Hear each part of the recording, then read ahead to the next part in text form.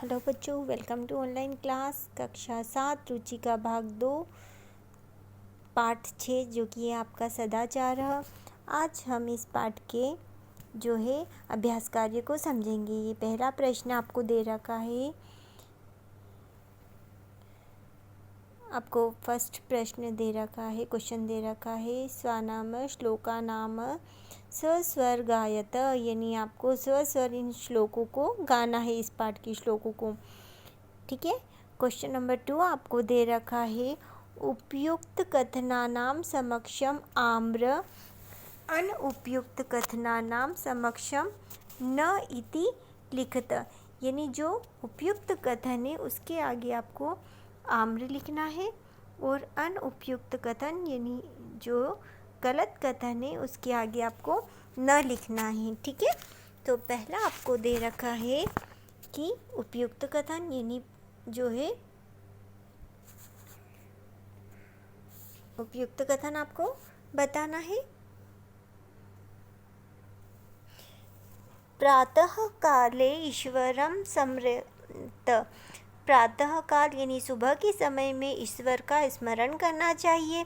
यह कथन सही है, इसलिए लिखा गया है आम्र। ख नंबर में दे रखा है, अनृत्यम ब्रूयात, झूठ बोलना चाहिए। यह कथन गलत है, इसलिए लिखा गया है न। ग नंबर में दे रखा है, मनसा श्रेष्ठ जन्म सेवेत, जो है मन से सज्जन व्यक्तियों की सेवा करनी चाहिए। यह भी जो है सही कथन है, इसलिए लिखा गया है आम्र, है ना, यानी हमें सही सज्जन व्यक्ति की सेवा करनी चाहिए। घ नंबर में दे रखा है, मित्रेण कलहम कृत्वा जनः सुखी भवति, मित्र के साथ झगड़ा करने से सुखी होते हैं। यह तो गलत है, इसलिए लिखा जाएगा न। और अंत में है आपका स्वकार्यम अध कुर्वीत, जो है कल का काम हमें आज ही कर लेना चाहिए। तो यह सही कथन है, इसलिए आम्र। ठीक है। अब आपका अगला प्रश्न है। अगला प्रश्न आपको दे रखा है, एक पदेन उत्तरत, यानी एक पद में आपको आंसर देना है। क नंबर का प्रश्न है, कह न प्रतीक्षते, कौन नहीं प्रतीक्षा करता है, कौन प्रतीक्षा नहीं करता है। आंसर है इसका मृत्यु, मृत्यु किसी की प्रतीक्षा नहीं करती है। ठीक है। तो ख नंबर का प्रश्न दे रखा है आपको, जो है सत्यता कदा व्यवहारे श्रेयात, जो है सत्य कब बोलना चाहिए। तो आंसर है सर्वदा, हमें हमेशा सत्य ही बोलना चाहिए। ग नंबर का क्वेश्चन दे रखा है आपका, किम ब्रूयात, कैसा बोलना चाहिए। ब्रूयात यानी बोलना चाहिए, है ना। तो प्रियम, सत्यम प्रियम, यानी सत्य और प्रिय बोलना चाहिए। तो इसका उत्तर होगा सत्य। केन सह कलहम कृत्वा नरः सुखी न भवेत, किसके साथ कलह करने से व्यक्ति सुखी नहीं होता है। तो इसका आंसर है मित्रेण, हमें मित्र के साथ कभी भी कलह यानी झगड़ा नहीं करना चाहिए। ठीक है।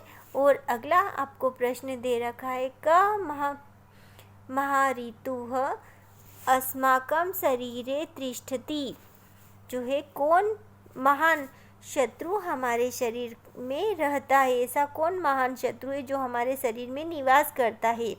तो इसका आंसर है आलस्यम, आलस्य हमारे शरीर का महान शत्रु है जो हमारे शरीर में रहता है।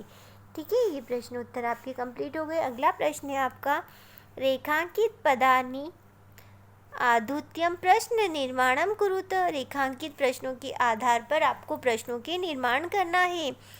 क नंबर का आपको उत्तर दे रखा है, मृत्यु न प्रतीक्षते, मृत्यु किसी की प्रतीक्षा नहीं करती है। तो प्रश्न होगा इसका, कह न प्रतीक्षते, कौन प्रतीक्षा नहीं, मतलब कौन प्रतीक्षा नहीं करती है। तो आंसर है मृत्यु।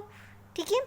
ख नंबर का आपको उत्तर दे रखा है, कलहम कृत्वा नरः दुखी भवति, कलह यानी झगड़ा करने से व्यक्ति दुखी होता है। तो इसका प्रश्न बनेगा, किम कृत्वा नरः दुखी भवति, किसके साथ झगड़ा करने से क्या करने से व्यक्ति दुखी होता है। तो कलह यानी कलह करने से व्यक्ति दुखी होता है।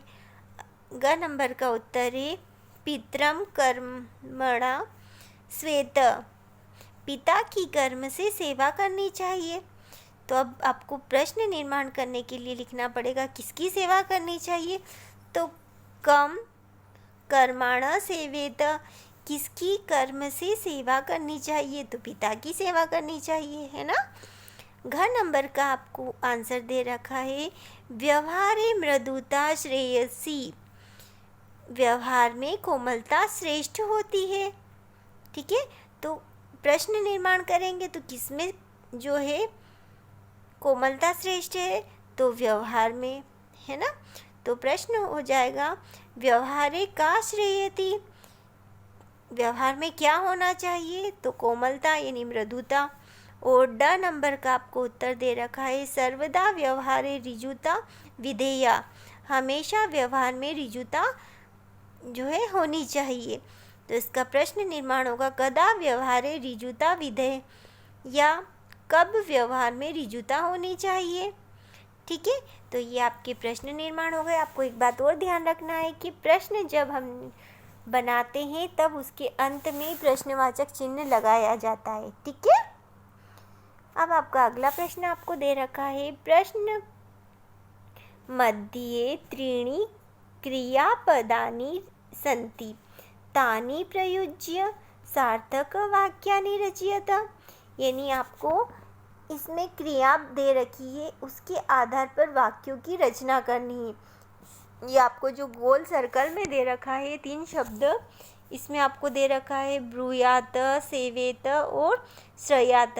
ब्रूयात यानी बोलना चाहिए, सेवेत यानी सेवा करनी चाहिए, और श्रयात यानी होना चाहिए।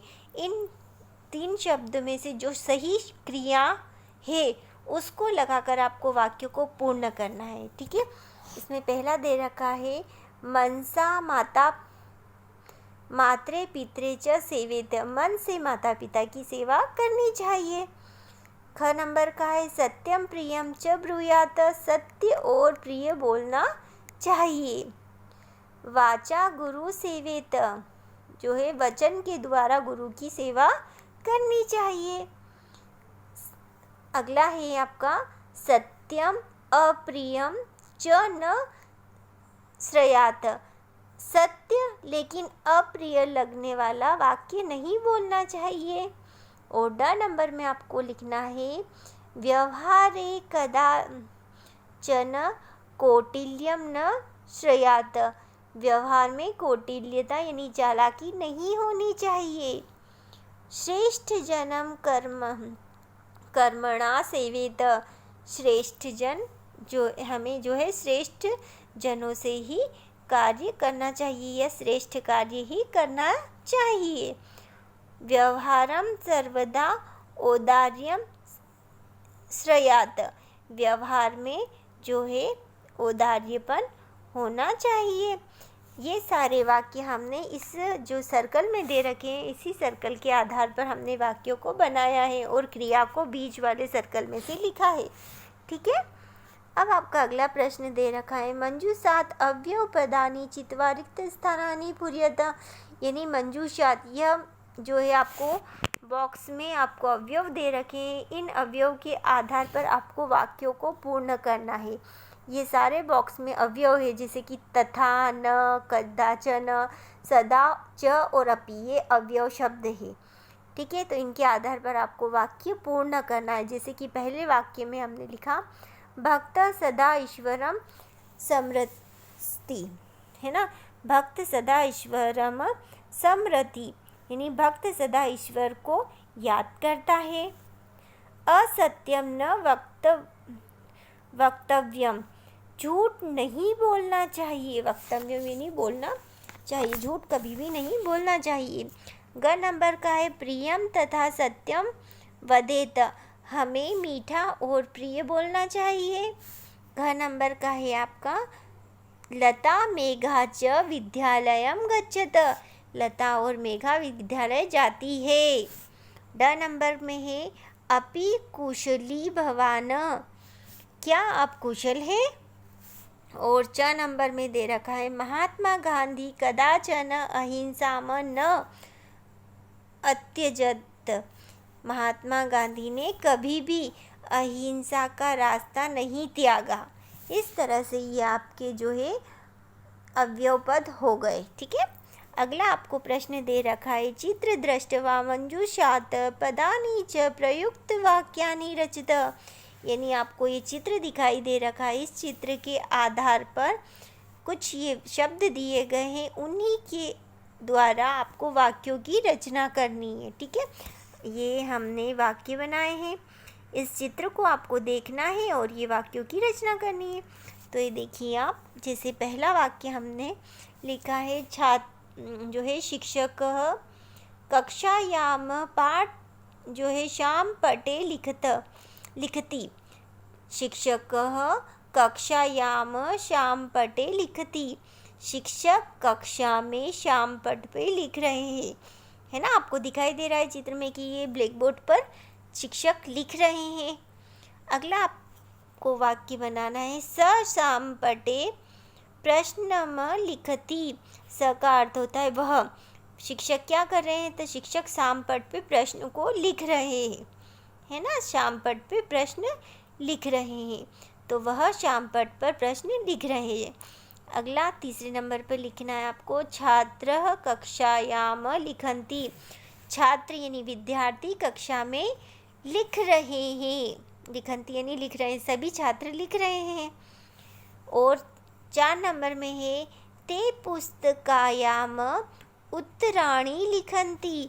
वे सब जो है, ते का अर्थ होता है वे सब जो है पुस्तका में लिख रहे हैं, यानी कॉपी में वे उत्तर को लिख रहे हैं। इस तरह से ये चित्र को देखकर वाक्य का निर्माण किया गया। तो आपको ये पाठ अच्छे से समझ में आ गया होगा। ठीक है।